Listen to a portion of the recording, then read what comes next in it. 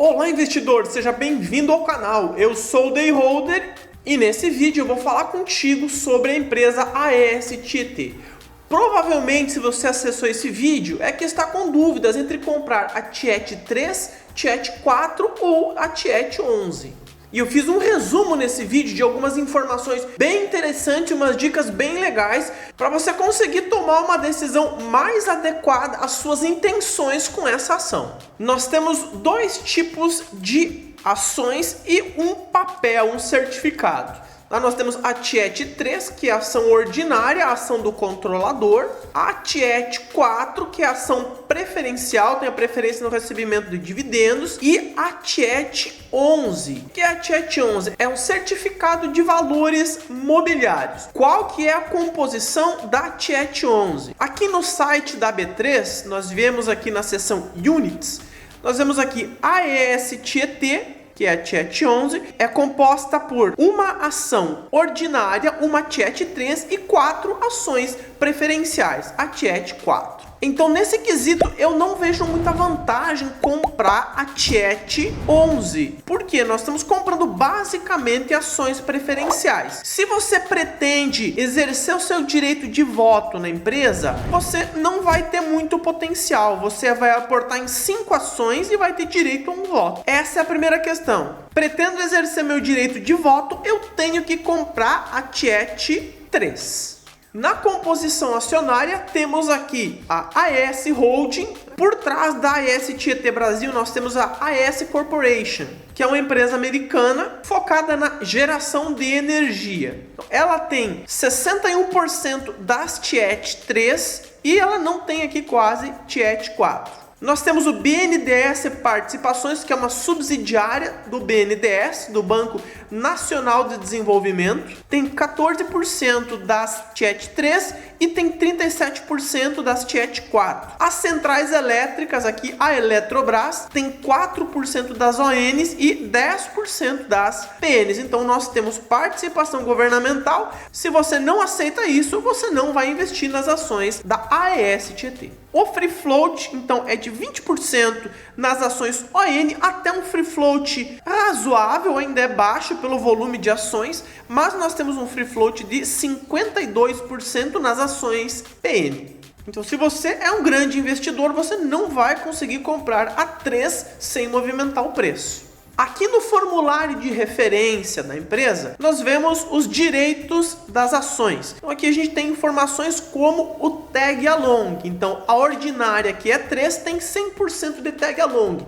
Caso o controlador queira sair da sociedade, se você tiver a Tiet 3, você vai receber o mesmo valor que ele.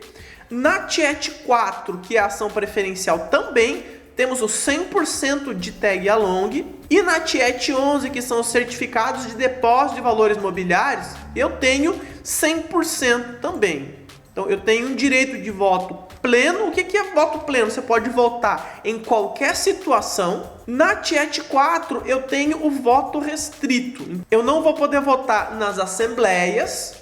E na Tiet 3 eu tenho voto pleno, então eu voto em qualquer situação que envolva a empresa. Com relação ao direito de voto das PNs, tivemos uma situação envolvendo a empresa, a fusão com a Eneva, onde foi questionado o direito de voto dos acionistas preferenciais. A B3 aqui divulgou uma interpretação das ações PN nível 2, que é o caso da AES Tietê. Como responsável pela definição, aplicação e interpretação das regras de listagem e negociação das companhias de capital aberto nos diferentes níveis de governança, a B3 publicou o seu posicionamento. Então aqui, para resumir, o nível 2, enquanto último degrau antes do novo mercado, determinou a concessão de direito de voto em algumas matérias relevantes aos titulares das ações preferenciais. Então, na interpretação da B3, os sócios que têm ação preferencial, desta maneira, por exemplo, em operações de transformação, quando a empresa vai mudar de atividade, incorporação, comprar outras empresas, incorporar outros negócios, fusão com outras empresas, como foi o caso da Eneva, ou cisão, que é a separação, é o contrário da fusão, deve ser assegurado o direito de voto pleno aos titulares das ações preferenciais, nessas questões específicas, segundo a interpretação da B3. E com essa relação à fusão da Eneva, qual que é a minha opinião? O foco da empresa é a geração de energia térmica, seria um complemento à ES Tietê, seria uma matriz muito mais diversificada do que ela já é. A empresa até está aumentando receita nos últimos anos, mantendo margem. A empresa esteve com um operacional negativo, mas por conta dos resultados da empresa, eu não tenho interesse nenhum em ser acionista da Eneva, porque ela não apresenta um histórico consistente, bem diferente da AES Tietê.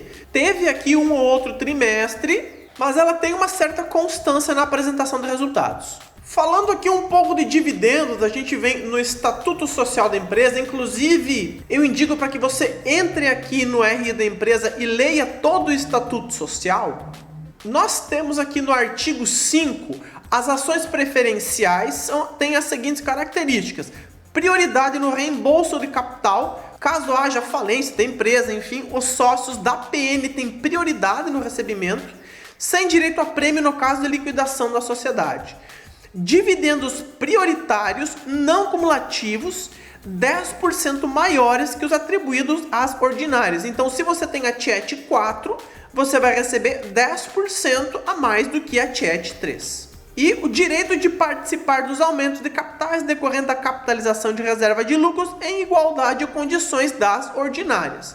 Não terão direito a voto e serão irresgatáveis, ou seja, você não pode chegar lá na STT e falar: eu quero resgatar minhas ações, quero meu dinheiro de volta. O que você pode fazer é vender no mercado secundário, negociado na B3. Sobre o endividamento da companhia, que inclusive é uma das preocupações dos acionistas, nós temos aqui o cronograma de amortização da dívida em milhões de reais. Grande parte da dívida, 2 bilhões e 300, ela vai vencer depois de 2025, entre 2025 e 2031.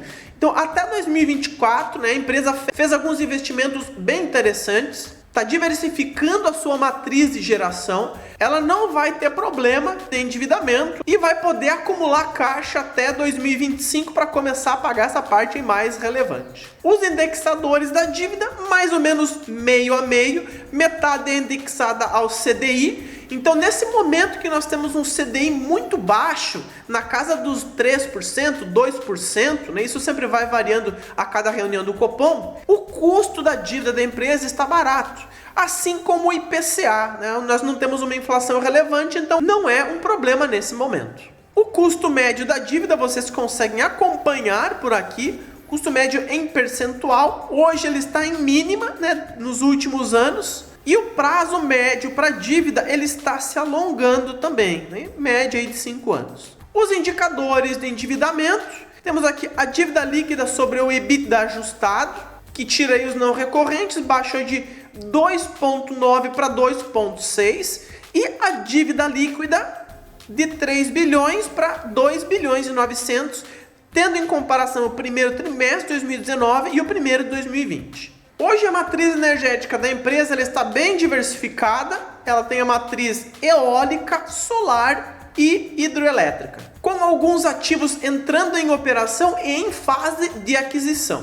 A empresa está adquirindo o complexo eólico Cajuína, o acordo de compra já foi assinado, o complexo eólico Tucano, localizado na Bahia, que está em construção, então são ativos que vão começar a gerar receita ainda. O complexo eólico Alto Sertão com 230 aerogeradores, e os principais ativos da empresa estão localizados no estado de São Paulo. O centro administrativo fica na capital e nós temos em Bauru o centro de operação de geração de energia. O complexo solar Guaimbê está localizado aqui no município de Guaimbê, interior de São Paulo. Tem 5 usinas de geração com 557.490 painéis. E o complexo solar Oroeste é composto por 6 usinas de geração. O de Boa Hora tem 248.400 painéis e Água Vermelha 277.520 painéis. Entre outras usinas de geração como Água Vermelha, a usina Rui Barbosa, a usina Mário Lopes Leão, a usina Ibitinga, Álvaro de Souza Lima, que inclusive tem uma eclusa aqui para passagem dos barcos, né, para não impedir aí a navegação. Usina Barra Bonita, usina Caconde, usina Limoeiro, usina Euclides da Cunha e também pequenas centrais hidroelétricas. São usinas bem menores. A PCH São Joaquim, a PCH São José e a Mogi Guaçu. Se você é acionista, também pode controlar aqui o nível dos reservatórios, né? Tem toda aqui essa parte atualizada no RI. Com relação ao desempenho da empresa, a relação de preço sobre lucro está em média histórica, o ROI vem aumentando nos últimos anos. Ela teve uma diminuição de lucro aqui por conta, na minha opinião, de um excesso de confiança e de uma gestão de risco não tão eficiente. Na crise hídrica, ela teve uma drástica queda aqui no lucro. O foco dela era a geração de energia hidroelétrica, então ela dependia muito do nível de água nos reservatórios. Os reservatórios baixaram os níveis e ela não conseguiu gerar energia contratada, tendo que ir para o mercado spot, para o mercado aberto, para fazer essa compra e entregar. Também ela tinha um contrato com a Eletropaulo que ela conseguia vender a energia num preço acima da média de mercado. Esse contrato acabou e agora a gente está vendo a realidade da empresa. Desde meados de 2017 a empresa retornou e está mantendo lucros e se consolidando como uma boa pagadora de dividendos. As margens estão em linha e o valor de mercado parece estar retomando. Os investidores estão voltando a acreditar na empresa. E agora você deve estar me perguntando, ok, mas qual que eu devo comprar? A Tiet 11, Tiet 4 ou a Tiet 3?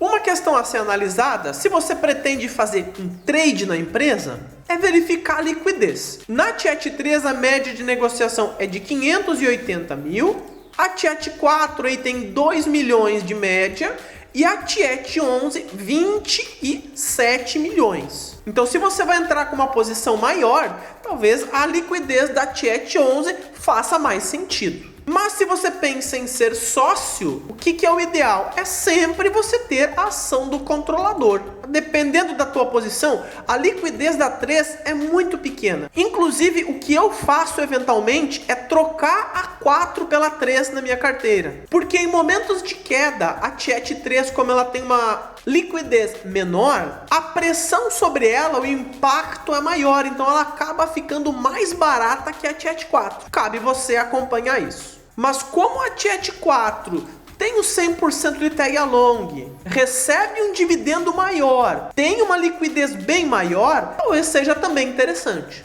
Uma dica simples para analisar é pegar o atual build, né? Que você não vai precisar fazer tantas contas. Então, a Tiet 3 tem 4% de yield, a Tiet 4 tem 4,1% e a Tiet 11 4,1% também. Se você não tem interesse em vender, você possa comprar aí a Tiet 3, que é a mesma ação do controlador, né? E recebe praticamente o mesmo dividendo. Professor, então por que você compra a Tiet 4 e não compra a Tiet 3? Porque como eu compro R$50 todos os dias aqui no projeto, eu não tenho uma liquidez adequada, então todo dia eu vou pagar um spread, que é a diferença entre o comprador e o vendedor na Tiet 3. Já na Tiet 4 eu tenho uma liquidez maior.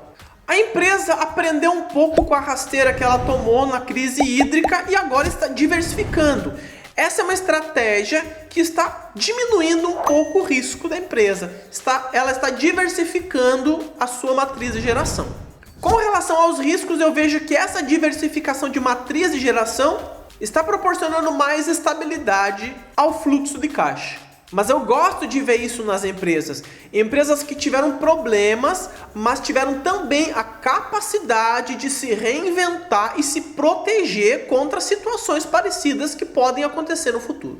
Então esse não foi um vídeo de indicação. Eu trouxe aqui algumas informações para te ajudar a tomar a sua melhor decisão. Aqui no nosso canal o foco é trabalhar em cima dessa carteira previdenciária com aportes e vídeos todos os dias com alguma explicação sobre esses ativos. Se eu te ajudei de alguma forma, você gostou do vídeo, se inscreva aqui no canal que eu tenho certeza que tem muito mais informações aqui para fazer você evoluir como investidor.